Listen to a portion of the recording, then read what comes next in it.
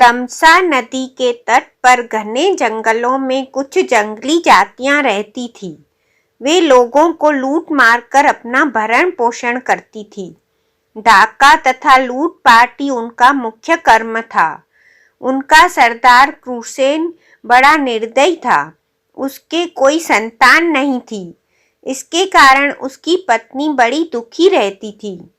एक दिन उसने अपने पति से कहा, तुम डाकुओं के सरदार हो, लूटपाट कर इतना धन लाते हो, पर हमारे बाद इसे कोई खाने वाला तो है नहीं। फिर इस पाप की कमाई का क्या होगा? सोचो। क्रूरसेन ने कहा, इसका दुख क्यों मनाती है?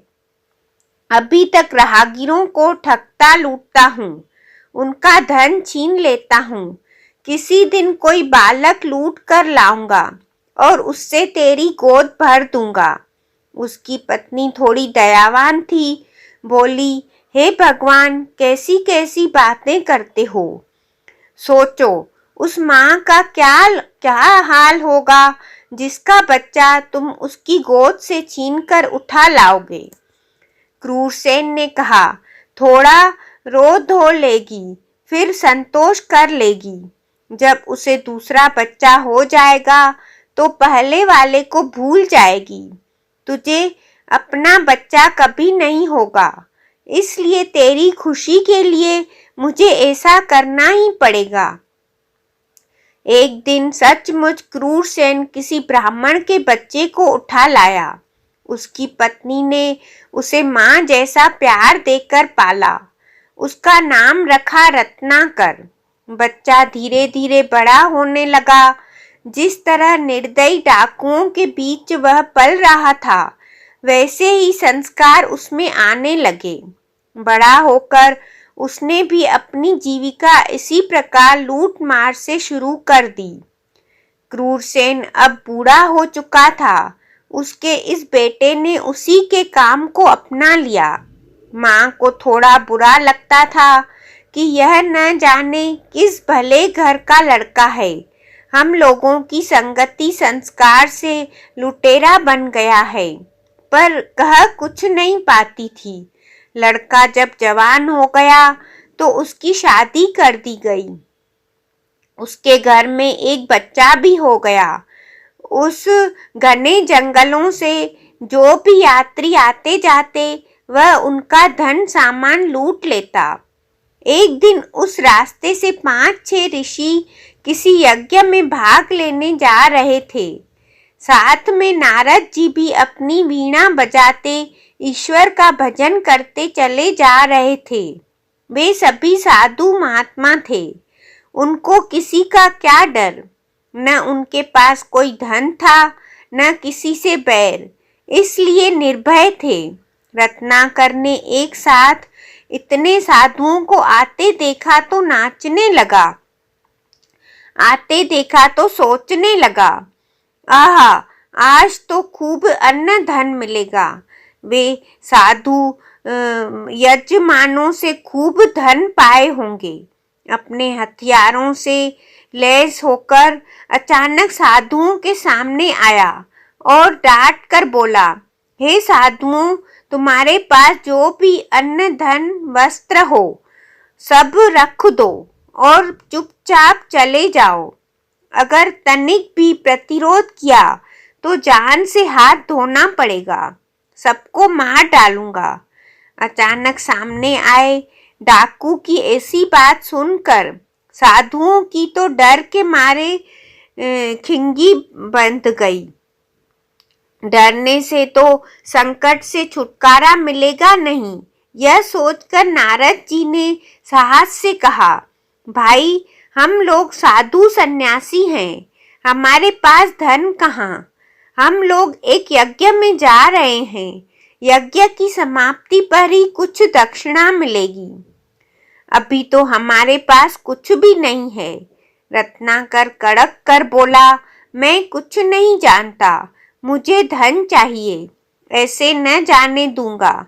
हो सकता है तुमने अपने इस तंबूरे में छिपा रखा हो, चुपचाप सीधी तरह दे दो। अन्यथा मैं तुम्हारा तंबूरा तोड़ता हूँ।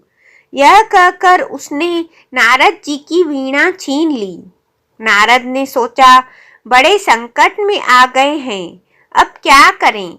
एक तो यह कर्म से डाकू और बुद्धि से मूर्ख है, इसे तो दूसरी तरह से समझाना होगा।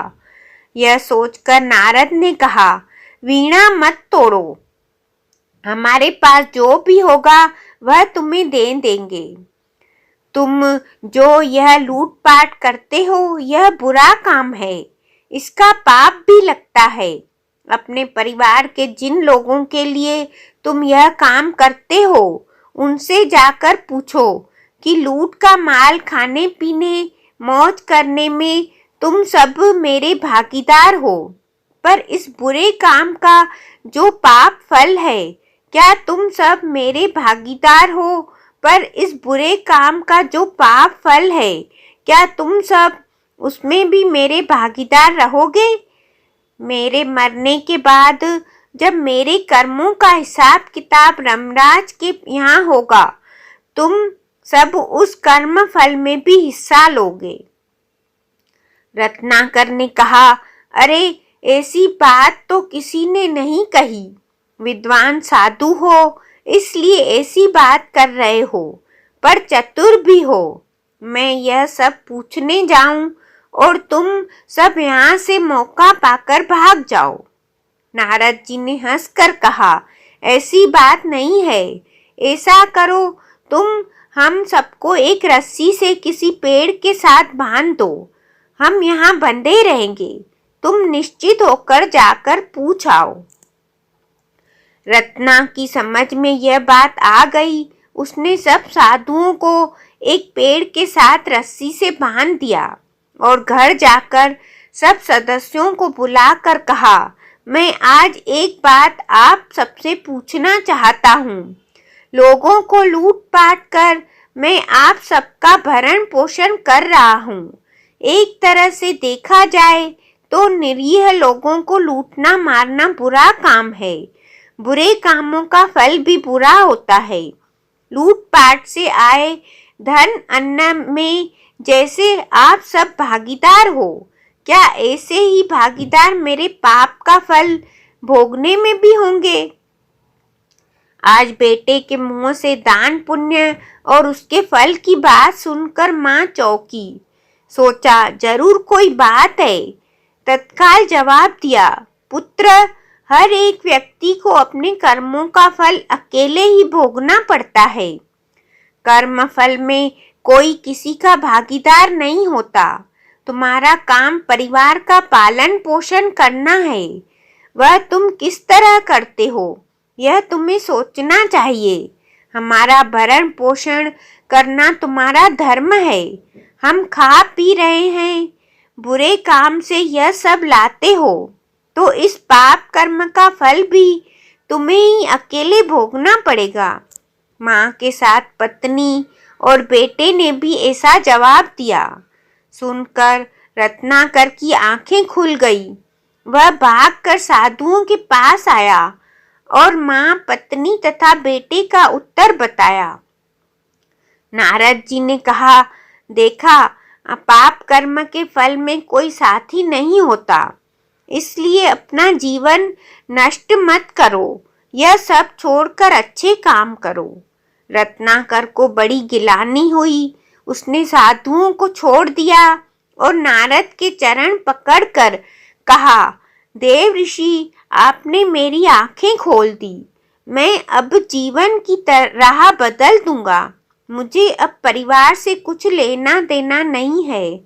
आप मुझे अपने साथ ले चलो और रास्ता दिखाओ। आपकी संगति में मैं इस पाप कर्म से छुटकारा पा जाऊंगा। रत्नाकर नारद के पास रहा। नारद जी ने उसे शिक्षा तथा ज्ञान दिया और तपस्या की विधि बताई। रत्नाकर सब भूलकर ऐसा तप करने बैठा कि अपना तन मन धन सब भूल गया।